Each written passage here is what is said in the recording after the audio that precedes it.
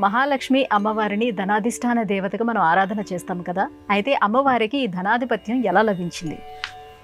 ఈశ్వరుడు అన్నింటినీ అందించే పరమదైవం. ఆ పరమేశ్వరుడిని ధనాధిపత్యంగా అనేటటువంటి కోణంలో ఆలోచన చేసినప్పుడు ఈ ధన దిక్కు అయినటువంటి ఉత్తర దిక్కుకు కుబేరుడిని అధిపతిగా చేసిన వృత్తాంతం దృష్టాంతం మనం పురాణాలలో గమనించవచ్చు. శివపురాణం ఈ విషయాన్ని నిర్ధారణ చేస్తుంది.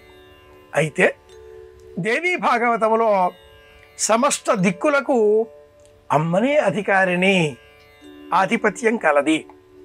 రాక్షస సంహారం చేసే నిమిత్తమై దేవతల అభ్యర్థన మేరకు కాత్యాయన మహర్షికి జన్మగా కూతురిగా జన్మించిన మహాలక్ష్మీదేవి ఆ రూపంలో సమస్త దేవతల శక్తులను ఉత్తరం వైపున కేంద్రీకరించే విధంగా ఒక రూపాన్ని కల్పన చేయడంతో ఉత్తరం దిక్కుకు సహజంగా ధనం ఆధిపత్య స్థానం కనుక అమ్మవారికి ధనాధిపత్యం ఈ కోణంలో ఏర్పడింది అనేవారు ఉంటారు. కానీ అమ్మ సమస్తానికి అధికారిణి. మణిద్వీప వర్ణన చదివితే మన ఇంటిలో మనకు సొంత గ్రహం ఏర్పడుతుంది. కమలే కమలాలయే ప్రసీద ప్రసీద అన్నప్పుడు సమస్త సంపదలు మనకు లభిస్తాయి. సహజంగా అమ్మ ధనాధిపత్యం అధికారినిగా ఉన్న రూపం కారణం చేతనే ఇంద్రుని వద్ద పూర్వం ఉండేది.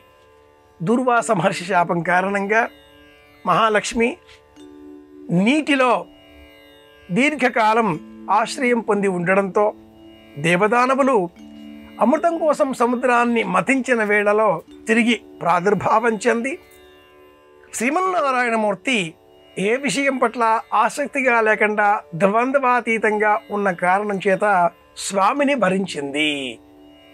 అలా స్వామి లక్ష్మి సవిభ్రమాలోక శుభ్రు విభ్రమ చక్షుషే ఈ రూపాన్ని పొందినట్లుగా మనకు దేవీ భాగవతం కూడా వివరిస్తుంది.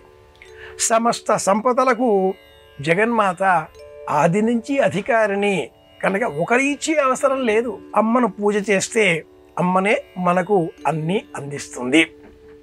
ద్వే విద్యే వేదితవ్యే, ఒకటి మోక్ష విద్య, రెండవది భౌతిక విద్య.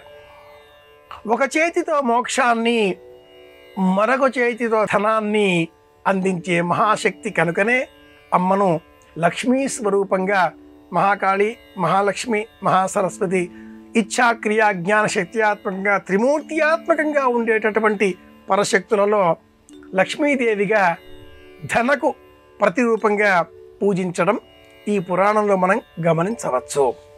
మహాలక్ష్మి ఈ రూపంలో జగదమ్మును అర్చించేటటువంటి రోజున విశేషంగా అమ్మ అనుగ్రహం కోరి దేవీ భాగవతంలో ఉన్న మణిద్వీప వర్ణన పారాయణ చేస్తే కూడా అమ్మ అనుగ్రహంతో సంపదలు మనకు లభిస్తాయి.